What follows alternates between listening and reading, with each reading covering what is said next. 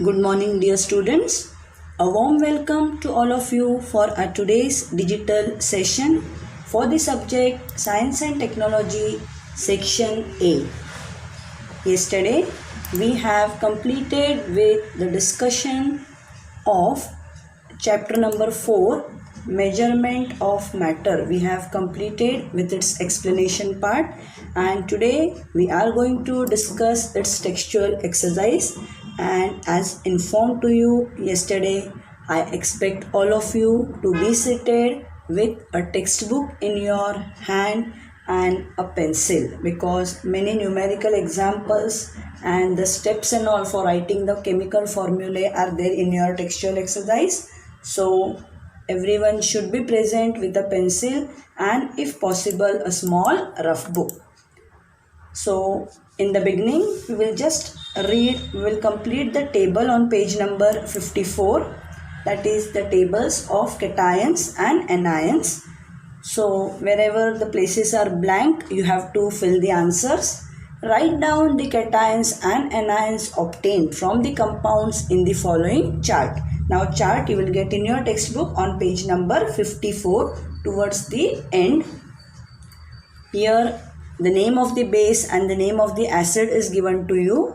You have to write the involved cations and anions in it. You know cation means positively charged and anions means negatively charged ions. So NaOH, that is sodium hydroxide. So Na plus and OH minus is these both are the ions. So Na plus is the cation, OH minus is the anion. Similarly, KOH, potassium hydroxide, K plus is the cation, OH minus is the anion. And the last one, CaOH twice. So Ca2 plus is the cation, OH minus is the anion. For acids on the right hand side of the table, HCl, hydrochloric acid, H plus cation, Cl minus anion. For HBr, hydrobromic acid, H plus is the cation, Br with the minus sign is an anion, and HNO3, that is nitric acid, H plus cation, and NO3 nitrate is the anion.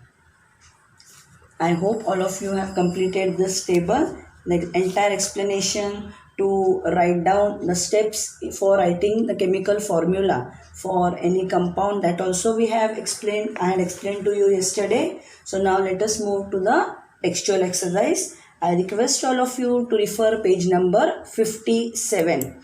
Question number 1 says, give examples. Now for this question you have to solve only question number 1D. Rest all you have to omit, because the positive radicals, basic radicals, composite, all they are from the part which is removed out from your syllabus. So for question number 1 you have to only solve in your notebook, or you can say you have to just study question number 1D in your notebook and for the exam. Question number 1D is metals with variable valency. Yesterday we had studied the concept of variable valency. For this answer, refer page number 54. The box is given some elements that exhibit variable valency. So the elements in the box are copper, mercury, iron. So these are the 3 metals with variable valency. So in your notebook also, for question number 1, you will write only 1D. This can be asked as an MCQ in the exam. Names of different metals will be provided, and I can ask you, from the above metals, dash is the metal which exhibits variable valency. Copper, aluminium, carbon, nitrogen may be given, then you have to select the correct one. So this way you have to prepare for the objective part of the exam. Now we go to question number 2. Here also the question is, write the symbols of the following elements and the radicals obtained from them and indicate the charge. The radicals, the indication of charges, that entire chart on page number 56 is removed. So I will make you only write the symbols, and each and every symbol for element 1 to at least 15 should be known by you. It can be asked in the exam. So one by one we are going to write only the symbols. Take a note of the change. Again and again, do not keep on calling and asking the same questions. So whatever part is omitted, that you should not write. Why it is omitted? Because it is reduced part of the syllabus from the education department. So the symbol for the first element is mercury. Symbol is Hg. As you all know, while writing symbol, the first alphabet is capital and the second one is small. This Hg symbol is derived from the, you can say, Latin name Hydra Gyrum. Usually the symbol is the first letter or the first and the second letter or the first or any other prominent letter. But for mercury, the symbol is derived from its Latin name. Next is potassium. K, here also K from kalium. Latin word is kalium. So potassium's symbol is derived from the Latin name kalium. Next, nitrogen, very simple. N, capital. Copper, Cu. Cu is also derived from its Latin name cuprum. Sulfur, capital S. Carbon, C. Chlorine, Cl. And last one, oxygen, capital O.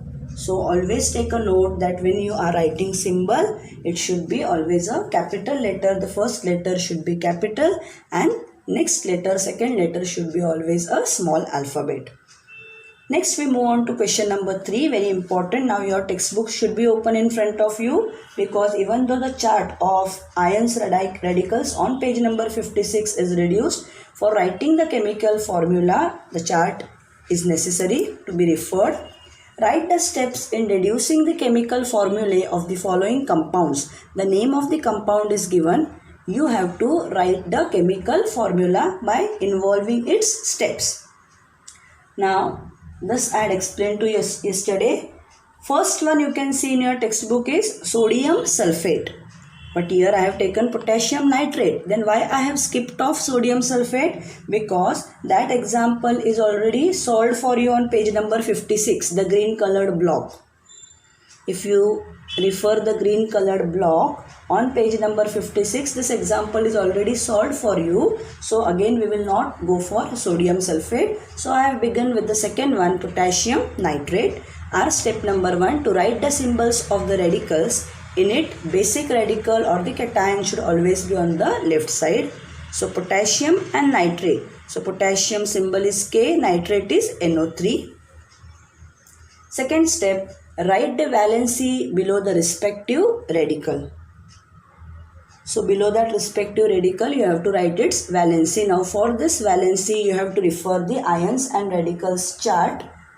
Now here, I would just like to inform you that yes, I know this chart is removed out from the syllabus, but this topic for calculation of chemical formula, they have not removed. So which valences you will remember? Only and only the chemical formula which are textual. That only ions and radicals valency you remember, you study it. Other you just ignore from the chart. Nothing else I will ask you from outside for this topic. So KNO3, for K valency is +1, NO3 is 1 minus. When you cross multiply, step number 3, to cross multiply as shown by the arrows the number of radicals. So when you cross multiply, K multiplied by 1 is K, NO3 multiplied by 1 is NO3. So the chemical formula is KNO3.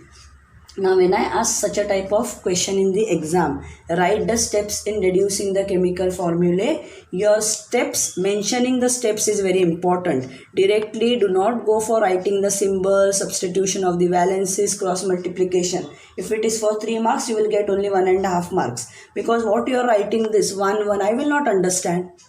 When you write over here, write the valency below the respective radical, then this becomes meaningful that yes, 1 is the valency for potassium. So be very careful when stepwise it is asked in the exam, then all the steps should be shown very perfectly and clearly. Next example, number C, ferric phosphate, ferric. Step number 1, as usual, again and again I will not read now. To write the symbols of the radicals, basic radical on the left, ferric FePO4 for phosphate. Below that you will write the valency. So ferric is 3, PO4 is also 3. Now 3 and 3 are same, common. So dividing by common factor. So 3 gets divided by 3, 1. Here also you will get 1. To cross multiply as shown by the arrows the number of radicals. Then you cross multiply. When you divide by common factor, here you will get 1, 1. So Fe multiplied by 1 is Fe. PO4 multiplied by 1 is PO4. So the compound is FePO4, ferric phosphate. Now if you directly want to show the valencies 3, 3 and go for this step also, you will not lose the marks. This is an additional step. To understand, to make you understand, I have included this step, but this dividing by common factor, this part is not essential. Carefully write the valencies. Here it is plus 3, here it is minus 3. So you know when it is same, then answer will be 1, 1. So directly also you can show this step. Our next compound is calcium oxide. Next compound is calcium oxide. Step number 1 as usual. To write the symbols of the radicals, basic radical on the left, calcium and oxide. So Ca and O.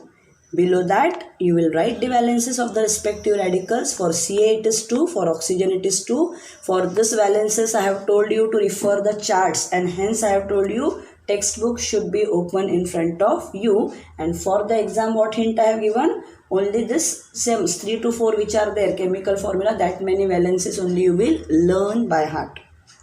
Dividing by common factor 1, 1. So Ca multiplied by 1, O multiplied by 1. The chemical formula of the compound is CaO. Steps are same everywhere.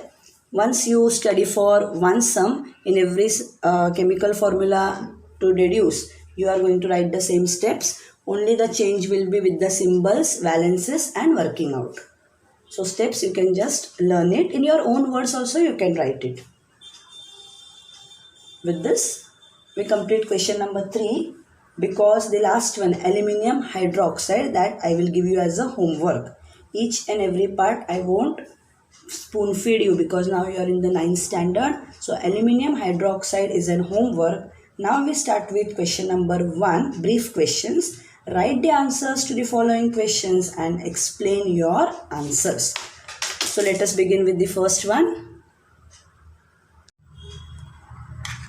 Question number 4a says, explain the monovalency of the element sodium. Monovalency means when you call mono, when it is single. So valency of sodium is 1, as we have all seen in the formation of compound of sodium chloride. So it is monovalent, means valency is 1. So for this answer I request all of you to refer page number 53. Page number 53. The points are not the way which I have displayed here on this slide. You have to make use of that concept on page number 53 and you have to form the answer. So here the very important first point is writing the atomic number and the electronic configuration of sodium. So point number 1, the atomic number of sodium is 11 and hence its electronic configuration is 2, 8, 1. That is your point number 1. You can note it down somewhere.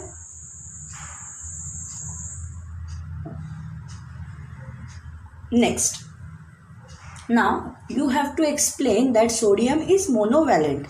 So what happens in a chemical reaction? How that valency 1 comes into play, that you have to show in your point number 2. In a chemical reaction, you have studied about the reaction between sodium and chlorine. So in any chemical reaction, sodium atom has the capacity to donate 1 electron. You can see here there is 1 extra electron in its outermost shell. So sodium has the capacity to donate only 1 electron from its valence shell to form Na plus ion with stable electronic configuration 2, 8.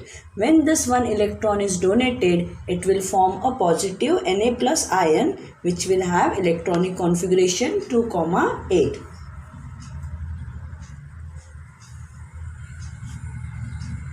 That is your point number 2. Point number 3 is very simple. As you can see over here, sodium donates 1 electron. So as sodium atom donates 1 electron and forms a cation of sodium, its valency is 1 and hence sodium is monovalent.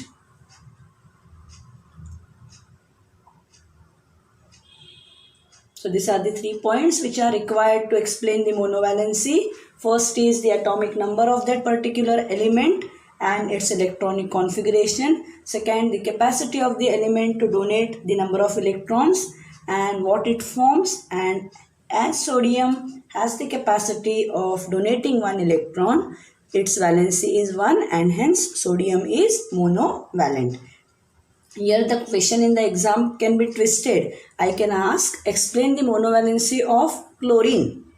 Then what change you have to do? You have to mention the atomic number of chlorine, that is 17, and you write the electronic configuration 287. So what you will make in point number 2? In a chemical reaction, sodium atom has the capacity to accept 1 electron. In place of donate, it will be accept 1 electron and form a positive negative chloride ion with a stable electronic configuration 2,8,8. As chlorine atom accepts 1 electron and forms an anion of chlorine, its valency is 1 and hence chlorine is monovalent. So be prepared with chlorine also. Let us move to the next question. Question number 4b is nothing but a type of question which we have practiced just now. The formation of a compound by writing the steps, deducing the chemical formula of any compound. The question is, M is a bivalent metal. Bi means valency is 2. Monovalent, just now you have seen, mono means valency is 1, single. Bi means 2. Tri means 3. Tetravalent means 4. So remember that. So M is a bivalent metal. So valency is 2 over here. Write down the steps to find the chemical formulae of its compounds formed with the radicals sulfate and phosphate. They have not told us which metal it is. They have just told M is a metal having valency 2. So step number 1, to write the symbols of the radicals, basic radical on the left.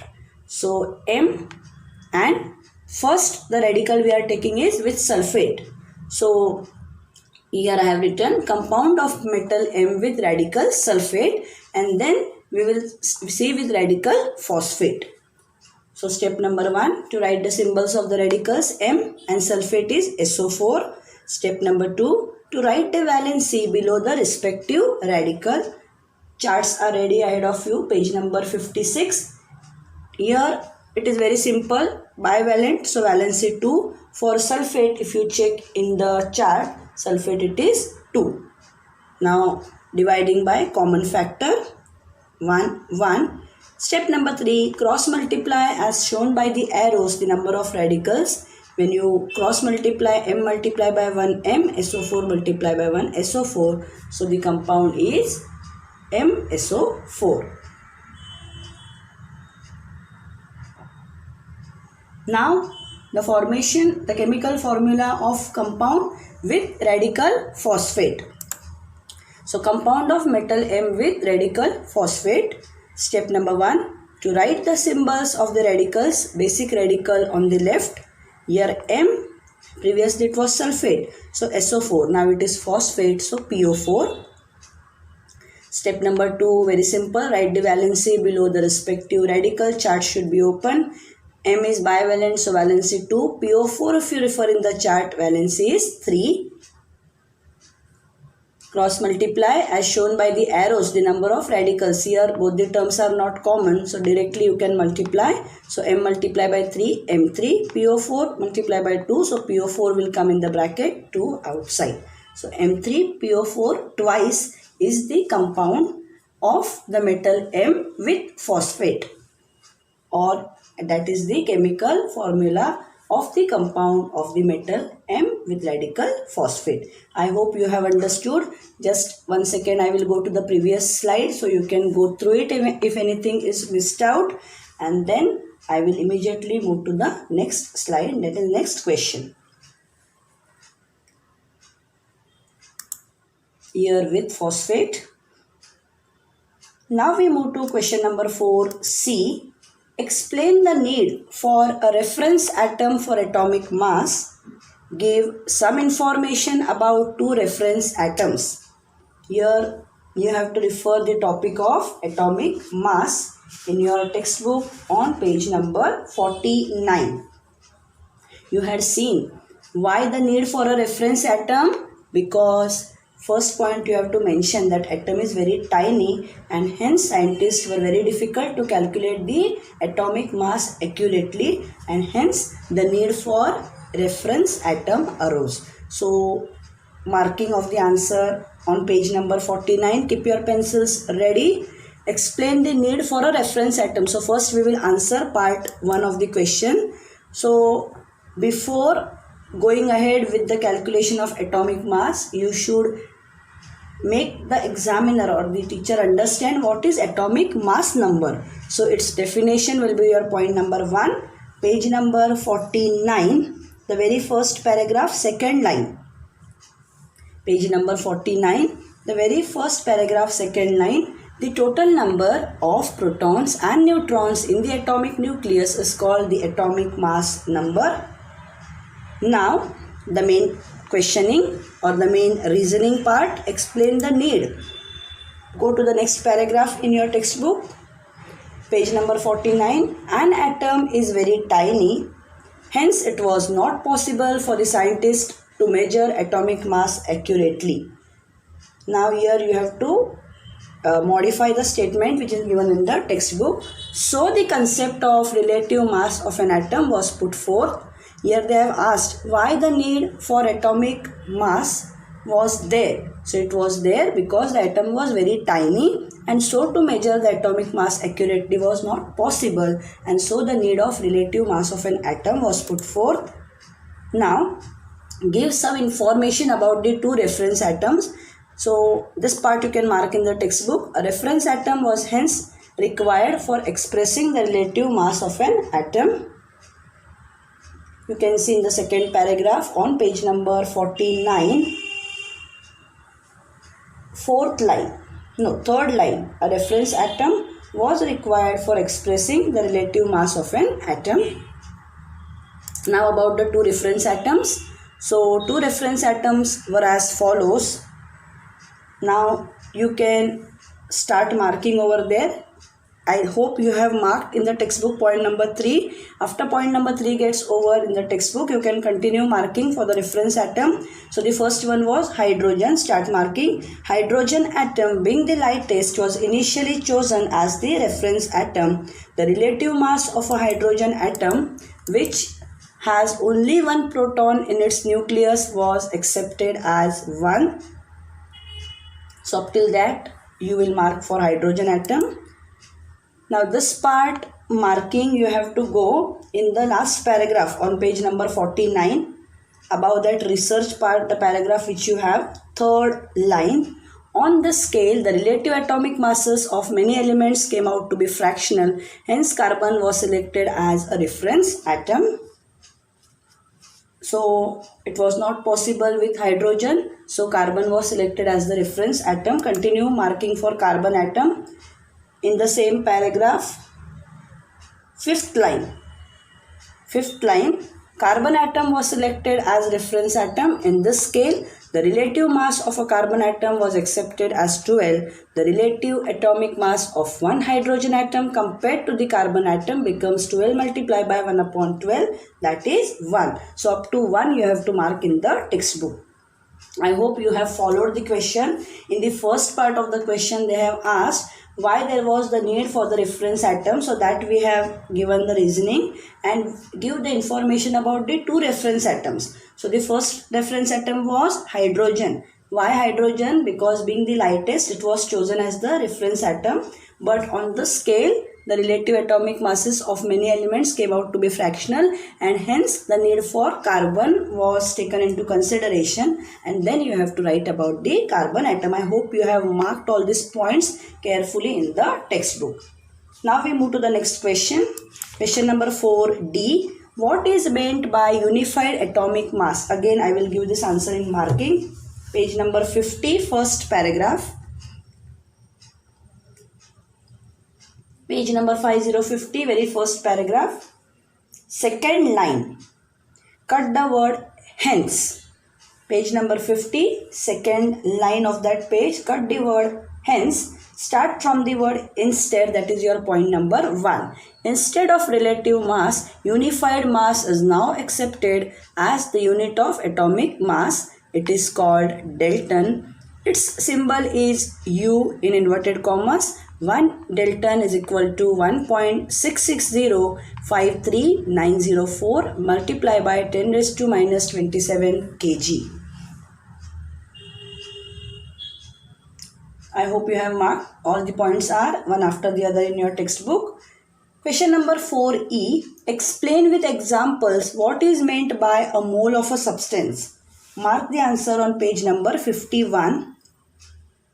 Now here they have not only asked you what is meant by a mole, they have asked you with examples. So in support of your definition, 1 or 2 examples are required. Entire thing I will mark in the textbook for you. Page number 51, last paragraph of that page, above that orange block. Page number 51, last paragraph of that page, above the peach colored or orange colored block. Point number 1. First thing is definition. A mole is that quantity of a substance whose mass in grams is equal in magnitude to the molecular mass of that substance in daltons. Now, example is your point number 2. The molecular mass of oxygen is 32 dalton and therefore 32 gram oxygen is 1 mole of oxygen. Second, one more example we will give. Continue marking. Molecular mass of water is 18 dalton. Therefore, 18 grams of water make 1 mole of water. With this, we complete question number 4E. Now, let us move to the next question. Question number 5.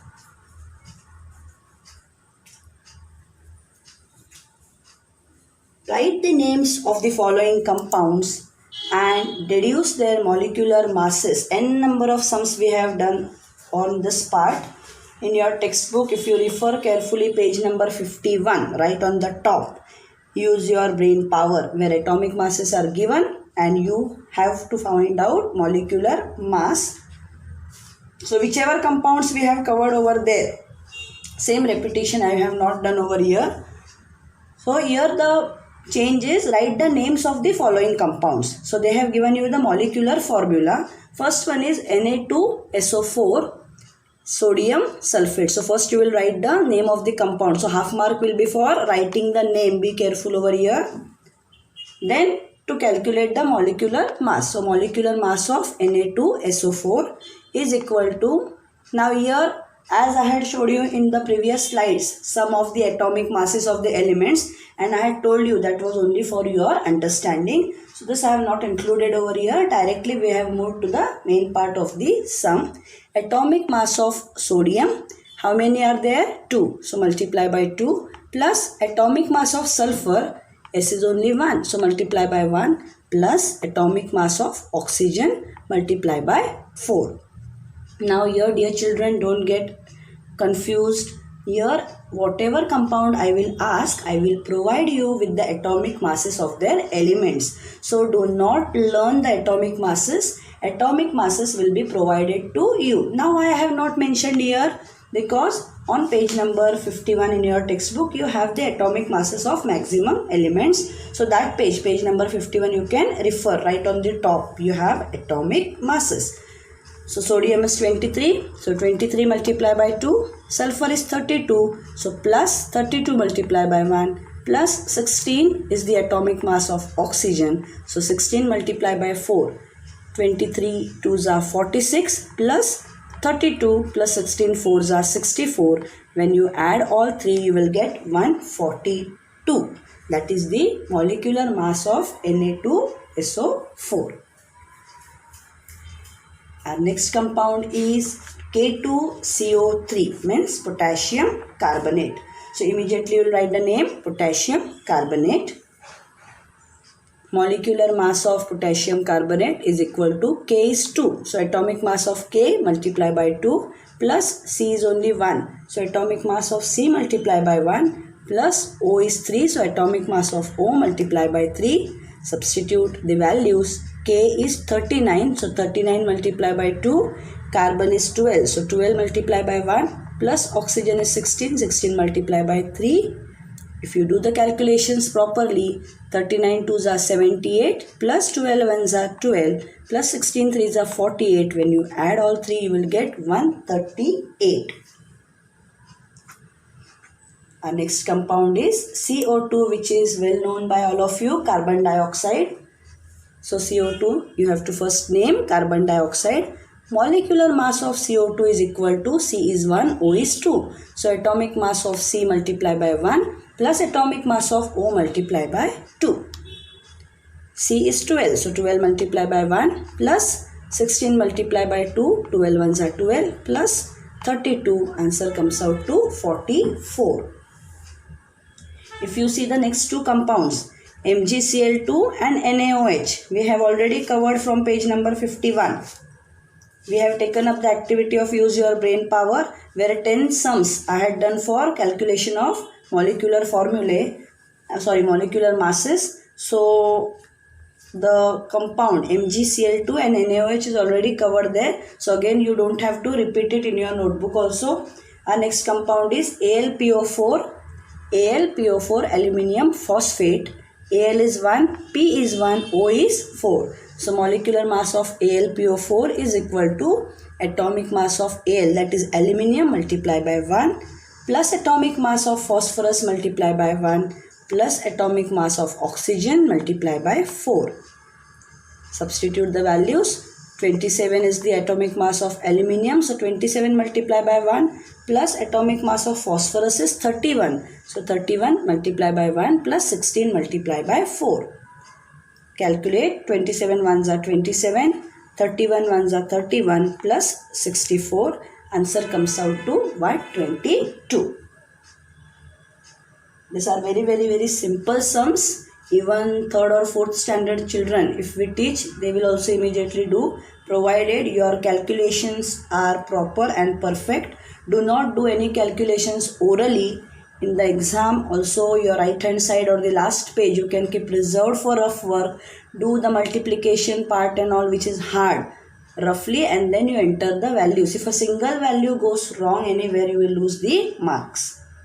So with this we complete the textual question number 5. Last one is a homework for you. NaHCO3. Very simple. Okay. So question number 6 is omitted. Next time, in our next session on Monday, we are going to start with question number 7. Question number 7, 8 we will complete. Then I will give you the additional questions. Hardly 1 or 2 additional questions are there, and hardly one activity is there to be completed for this chapter. So coming Monday we will complete that part, and from the next session onwards we will start with the last chapter of our portion, which is remaining for section A, chapter number 11. So by that time, see to it that your notebooks are completed and start with your studies very sincerely. At the same time, stay at home, stay safe. Thank you, dear children.